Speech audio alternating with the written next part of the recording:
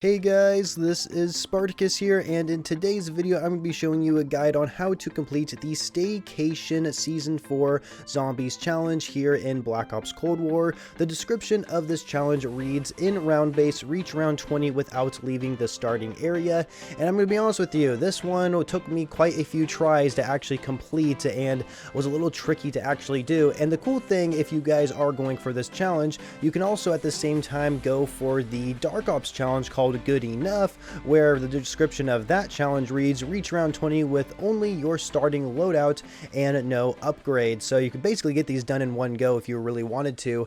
However, this main challenge requires you to stay in the starting area, so you're basically forcing yourself to not have any upgrades, and so that's why it's kind of a kill two birds with one stone type of challenge situation we have going on here. Also, there is a trophy and an achievement you can get by reaching round 15 without leaving the starting area, so yeah, really there's quite a bit of incentive to actually get this challenge done in the first place. But let's go ahead and just explain what I did to actually complete this challenge in the first place, starting with the loadout I was using. So I was using the carved tactical rifle. If you don't have this unlocked, then I highly recommend it. It's a very good gun in multiplayer and in zombies. However, as soon as you get to round like maybe 12, you're going to notice that zombies are going to be a lot harder to actually kill yourself, and it can be quite difficult later on, since you're not going to be having any upgrades for your weapon, your starting loadout, once you actually get into the game and try to complete this yourself. So just be prepared. And so when it comes to other weapons you could use, yeah, pretty much any shotgun. The M16 is also really good.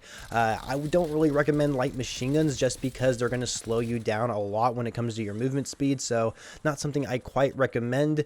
And so yeah, I would highly recommend just staying with the good weapons that are lightweight ones where you can actually run a lot faster with them. Just kind of my best tip there to give you guys, just because zombies do of course deal more damage as the higher rounds you go on, and you're not going to be able to actually repair your armor whenever you want, since you're only staying in the starting area.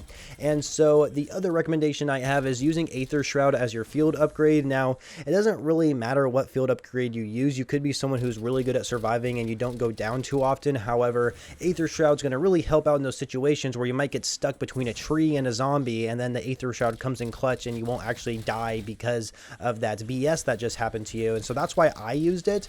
However, Ring of Fire is also a very good choice because you can just of course mow down zombies with that extra damage that it deals, and of course it's good for taking out those megatons that you're going to get around round 14, because since you're not going to have anything upgraded, your weapons aren't going to be upgraded, and once that megaton first shows up, you're going to realize how incredibly strong their health is going to be compared to the weapon you have in your hands. And so Ring of Fire will definitely come in handy when it comes to that round, but instead you could just use Aether Shroud like I did and just take your sweet time just trying to shoot down the megaton with whatever weapon you're holding, and of course eventually kill it. I unfortunately got 2 megatons trying to get to round 20, so it's possible you might have the same situation. But of course the good thing about the starting area, there's a workbench. Go ahead and buy score streaks, you guys, because those score streaks, those support streaks that you can buy, are going to be very beneficial for actually getting through round 20 and of course killing those megatons. One thing that you could do that just got recently added to Black Ops Cold War Zombies is use the Rampage Inducer at the very beginning, just kind of get through those early rounds a lot faster, because I know it could be a little irritating just waiting between rounds and just having to wait for zombies to spawn. Well, the good thing about the Rampage Inducer is that zombies do spawn a lot faster after between each round, so getting through, I guess, the first 10 rounds can go by super fast if you use the Rampage Inducer. Then you can always go up to it and turn it off, and just in case it gets too hectic and the zombies are just like running all full speed at you.